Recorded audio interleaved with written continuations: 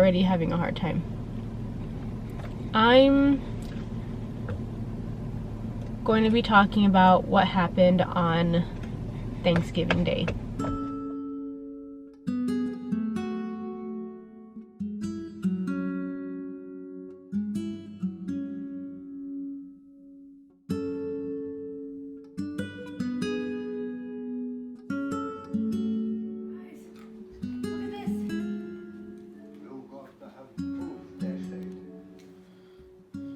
Big brother? Big brother? Is that, Really? Is that a hint? Is that really happening? Oh my gosh! And I said, I want a little girl! I don't know. You gonna be a big brother! This is my birthday gift! Oh, how far are you? She's probably 14 weeks now. Oh my gosh!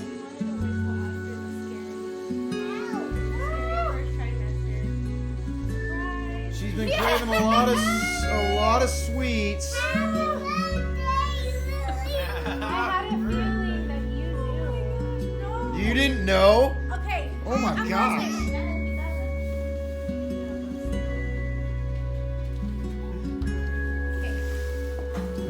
Okay, Marcellus, you grab one side, grab one. It has to be like this. Okay. What? Huh? Okay, hold on. What's going on? Okay, just open it. What are we doing? Just open it. Okay, now you guys can. What do you mean? Both. Okay. You're having twins, a boy and a girl.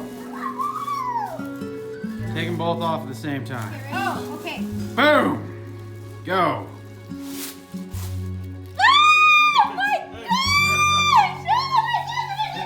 It's a girl. It's a girl. We're having a girl. Look, where's the...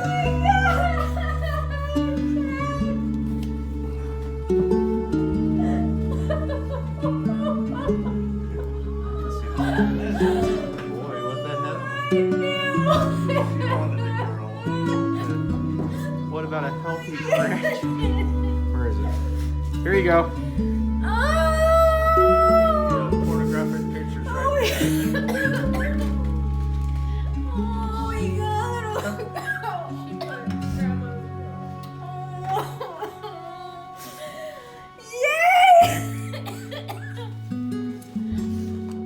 Well,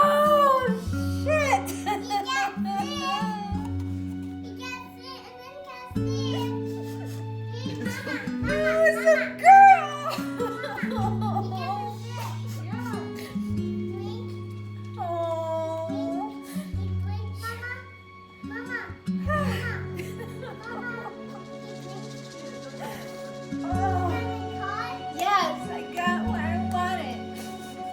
I got my little curly hair girl. we'll see about curly hair. Yes.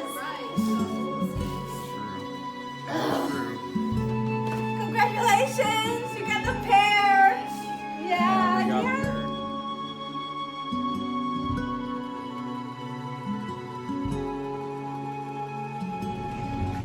Hey guys, welcome back to my channel. Today's video is gonna be extremely hard for me to make. I'm sitting in the car because I don't want to do it at home.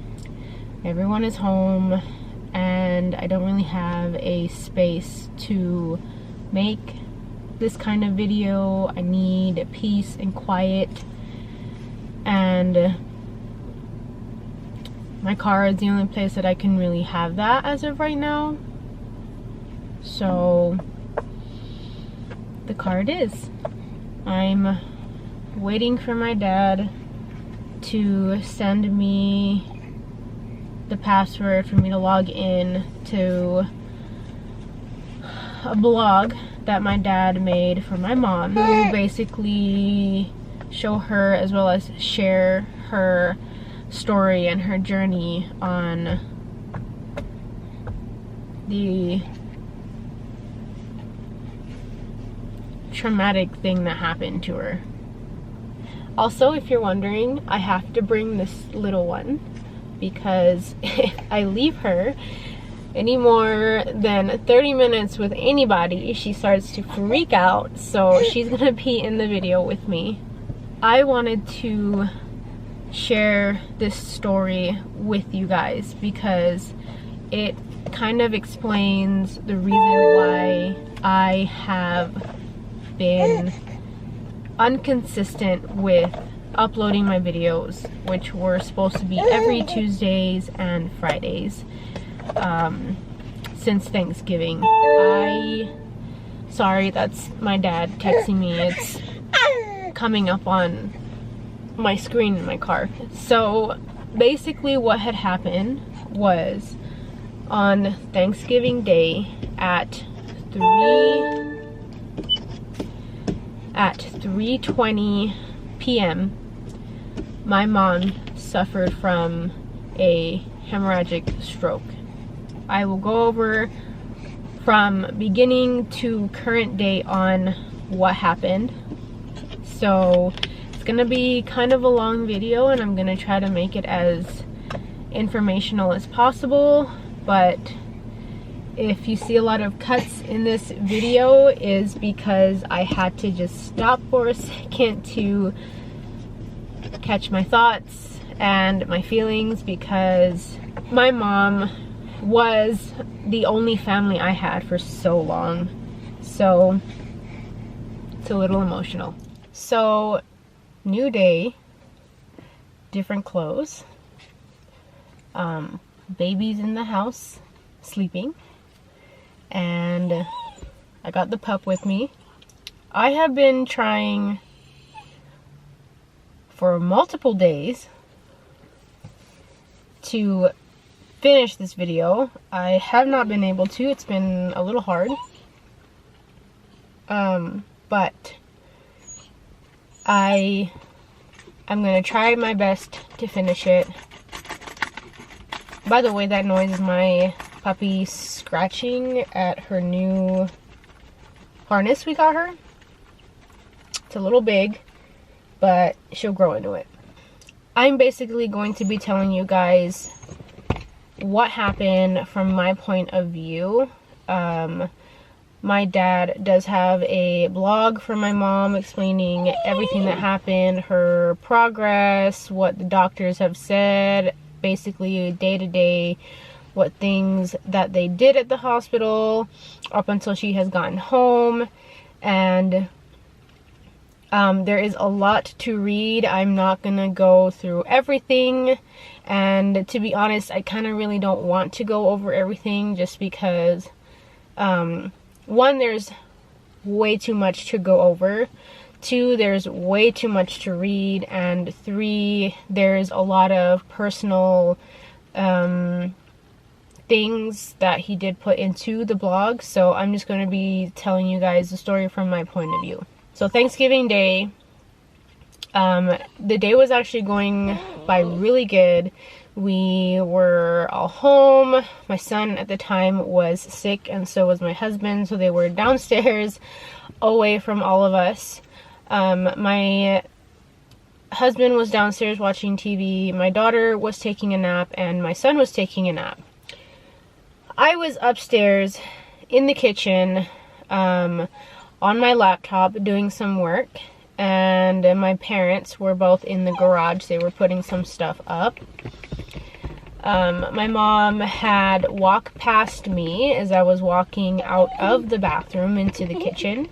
She was walking past me into their bedroom, and within minutes I hear my mom call me. So I go over and say, "Hey, what's up?" She looks at me and she says, "I feel dizzy." And the first thing I ask her is, "Have you eaten? Have you had anything to drink?" She told me that she had only had a pancake for breakfast. And mind you, it's 3:30 in the afternoon and she had one breakfast and maybe a few drinks because it was our day off. It was Thanksgiving. So I let her know how usually I feel when I start to get a little dizzy, which is the room starts to spin, you feel lightheaded, you feel like you could tip over if you kind of move too fast, and that you need to sit down, you can't catch your breath. She shook her head and she said yes. So I looked at her and I said, okay, Ma, can you move your arms for me? Just move them up. The only arm that she was able to move up was her left arm. She was able to get it up and down. And then I looked at her and I asked again, Ma, can you move your right arm? And she looked down at it and she could not move it whatsoever. She looked at me and she just shook her head. She then looked at me and tried to speak, and her words were coming out all jumbled. They weren't coming out right. She was struggling to get her words out. So I ran and I grabbed her right arm and I felt her arm, and her arm was cold, ice cold. I tried to rub it, maybe thinking that I could get some circulation into her arm, just thinking of things that I can do to help her. And by that time I looked at her and I said, Ma, something's wrong. And she looks at me, and again she couldn't speak. She couldn't say anything. So I ran to the garage and I went to get my dad and I said, something's wrong with Ma, you need to come now. And I ran back to her, and my mom is struggling to breathe. She's taking deep breaths and trying to take deep, long breaths, and she's just trying to catch her breath and she can't. So my dad walks in and I said she can't move the right side of her body and she's having a hard time talking. So she looks at us and she says the only word that she was able to get out after all this happened was sugar. My thought is that she thought that her blood sugar was low, so she needed sugar. I went to go and get her some honey, but my dad insisted on getting her some orange juice, so I did get her a cup of orange juice with a straw. Ran back to her, tried to have her drink some. She could not drink through the straw whatsoever. I had to go and get another cup, pour it into the cup. She was able to hold the cup with her left hand and drink just fine. And my dad ended up giving her 2 ibuprofens, because typically with a stroke you would think, oh, stroke, a blood clot, she needs ibuprofen. That is the proper thing to do. So she took the ibuprofen, she drank it down just fine. Still wasn't able to move the right side of her body, and she still wasn't able to speak. She wasn't able to get her words out. So by that time, me and my dad looked at each other and we both said, okay, you need to take her to the hospital now. Okay, yes, she's having a stroke. You need to go now. My mom was fighting and telling us that she does not need to go.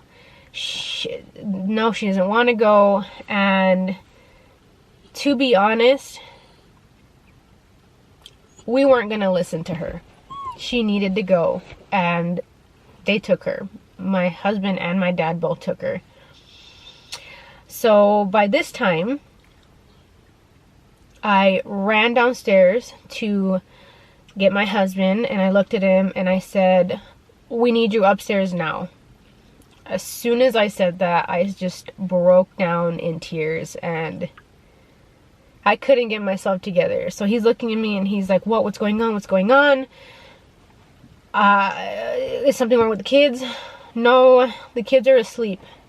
And then finally, when I was able to get my words out, I looked up at him and I said, my mom's having a stroke. He runs upstairs and I get myself together, run upstairs, and I said, will you please help Marcellus get my mom to the Jeep? So I scurry and find the Jeep keys, my dad's Jeep keys, and I get the car ready to have my mom be put into the car. So I get it ready. I'm literally in my socks and it is snowing outside. There's about this much snow on the ground. I run outside with no shoes, just my socks, get in his car, get it ready to have my mom put in.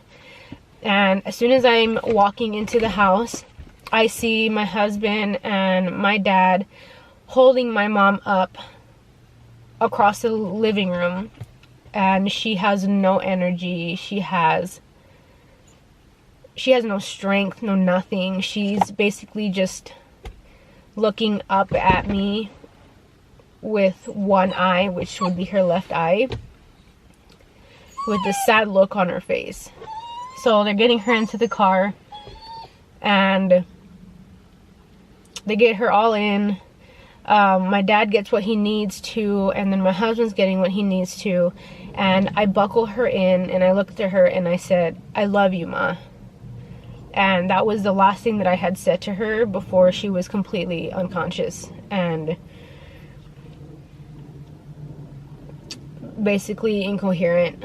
My husband and my dad drove to the nearest hospital to take her to get checked out, to see what's going on. And by the time that I was able to go, it was a little later. It was probably an hour later, because I was home with the kids, still asleep, watching the food, finishing up what I had to finish up, and turning off the oven because we were cooking. And once I got everything done here, I was finally able to go to the hospital. By the time I got in, my mom was out, completely out. And within 5-10 minutes of me being there, the doctor walks in and says, "We took a scan of her brain, and there is bleeding in her brain." My first thought was, I'm gonna lose my mom. So they were explaining, our neurosurgeon is not here. He's not in. So she's going to need to be life flighted to the U. This is Utah University Hospital. Well, because of the weather and how bad it was, they decided to not do the helicopter ride. They are transporting her through the ambulance. So we get everything ready. They take her to the ambulance. They take her up there. I come home, take the ham out of the oven, turn the oven off, get anything else I need for the kids, and go up to the U. By the time I got to the U, my mom was in the room, and we were all going through everything. They took another scan of her brain, and they said that the bleed in her brain had gotten worse. So that doctor was going to talk to the head doctor in charge, the head neurosurgeon in charge, to figure out what they need to do, because he's thinking that they were going to need to do emergency surgery that night. Another 5-10 minutes go by, and there's nurses coming into her room, getting her prepped, poking her. They're putting needles in her arm, getting her ready for everything. And the surgeon walks in and looks at my dad and says, "You need to make some serious decisions right now." He explained everything to my dad. I'm at the foot of her bed listening to what they're saying and watching everyone else to see what everybody else is doing, just so I can kind of get basically a feel of what's going on. So my dad calls me over and says, "This is life or death. We need to make this decision now." So I looked at my dad and I looked at my mom, and then I looked at the surgeon and said, "Please do what you need to do to fix my mom. I want her back." So my dad signed the paperwork, and they got her all prepped. They took her back, and it was about a 2.5 to 3 hour surgery that they did. They completely shaved her head, cut her head open. They removed all the blood in her brain, and she was out, and that was about 3 hours after. So my dad called me and let me know that everything was a success, and they feel like she will recover, but it's going to be a long, long recovery, and it's going to be a big change for not only her, but for us as well. So to just be prepared. So days go by. She was in intensive care, the like critical unit, for about a week, and she was in and out. Didn't really get much interaction because I wasn't able to go until about 4 or 5 in the afternoon. But she would just open her eyes and she'd just look around, or she'd look at you and she'd just close her eyes back and just go back to sleep. And then once she was cleared to move to the next room, which would be acute care, it's a little less intense for patients. So she was moved after about a week. She was in acute care, which is where they kind of started a little bit of physical therapy. They do physical therapy, occupational therapy, and speech therapy. And she, considering what had happened, she was doing good, but she was just having a hard time staying awake. She was extremely sleepy, just wanted to sleep, wanted to lay there, she didn't want to really do anything. So she was there for about 6 days. So within the 6 days, she was able to move the left side of her body. She was able to open her eyes, be a little more alert when we would go visit. The first time she was able to see my son, Kato, it was about a week after all this happened. About a week.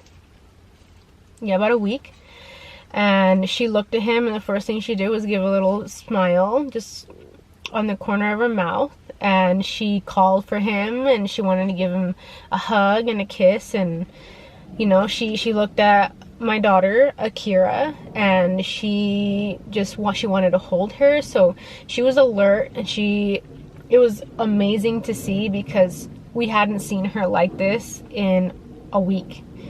So from there, she was there about 6 days. They moved her to the physical therapy section of the hospital.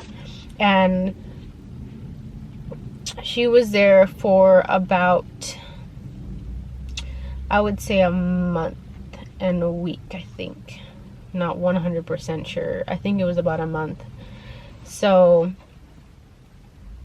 from there on, she was in physical therapy, and physical therapy was from about 8 in the morning till like 3:30 in the afternoon, and it was like on and off, different things every single day at different times, and they would kind of just switch off throughout the day. But she got so much better.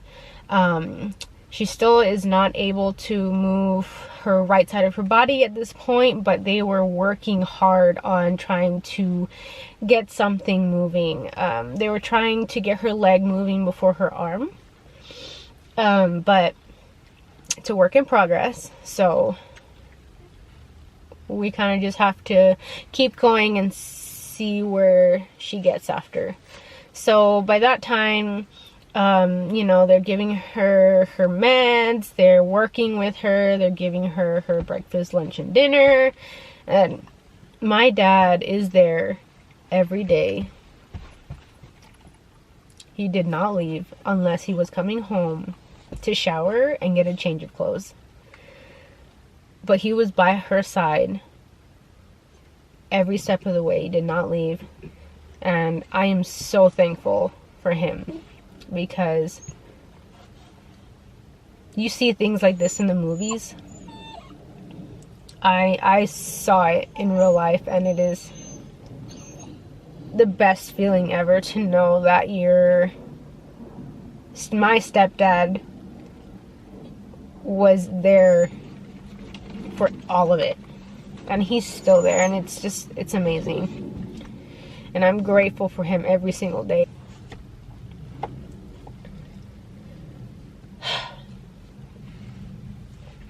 Anyways, so by the time the month is over, mind you, my birthday went by, Christmas went by, New Year's went by, and finally on January 6th, I believe, I think, is the day that she came home. So my dad is like, hey, we're on our way home. I'll let you know when I'm pulling into the driveway so you can record it just for memories.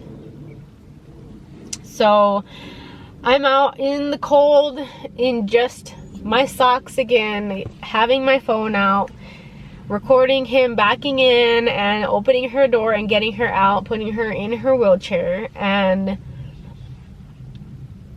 I look at her and I just have the biggest grin on my face.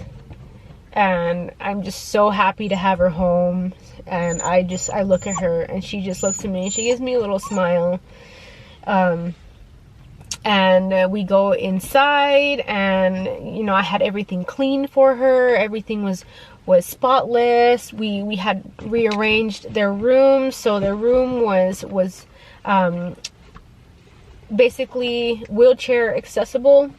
That makes sense. There was enough room to wheel her without having to worry about squeezing through any spaces or worrying about knocking anything over or getting stuck, kind of thing. So we were basically just all happy that my mom is home. So from this point on, her being home, we have to help her with everything. My mom was and still is a very strong and independent woman. She still wants to do everything on her own. She used to do everything on her own, and she will still be doing everything on her own. She just needs a little more help now, which she now understands. I have helped with a lot of things around the house besides just keeping the home clean. I cook for them. I help with things like if my dad wants to cook and, you know, my mom wants to help my dad cook. My mom can't, her speech isn't the best right now. Her words get mixed up, and then she'll get words backwards, or she can't pronounce specific words. So because I know what my mom is meaning more than half the time, I'm there to help kind of understand what she's trying to say or what she's trying to explain. So we'll do a lot of things together, and you know, she's doing really good now, but it's a completely different, it's life-changing, you know. It's not easy right now, and you know, we're trying our best, especially with the fact that I'm, you know, taking care of my 2 kids every day, and also helping take care of her and my dad and my husband and the puppy and just everything. So it's a lot, and I want to apologize for not being, again, consistent with uploading my videos. I didn't upload a video last week, and because I've been having such a hard time recording this video, I haven't been able to get this video up. It was supposed to be up last Tuesday, and it was supposed to be up today, Tuesday, the 28th of January. It'll be up really soon this week, but so my camera just cut out, but basically she's doing really good. Everyone's doing a lot better. I'm mentally doing a lot better. I'm a little happier now. So I'm just thankful that she's here. I'm really thankful. I probably missed a few little details here and there, but I'm not going to go over every single thing that's been going on and every single thing that has changed and every single thing that's going to be happening. But this is basically 90% of the story. This is the end of my video. I hope you guys like this video. Please like and subscribe and join my crazy shenanigans, and hopefully soon enough my mom will be maybe in a few more videos later on in the near future. Right now, probably not. So again, please like and subscribe, and until next time guys, see ya.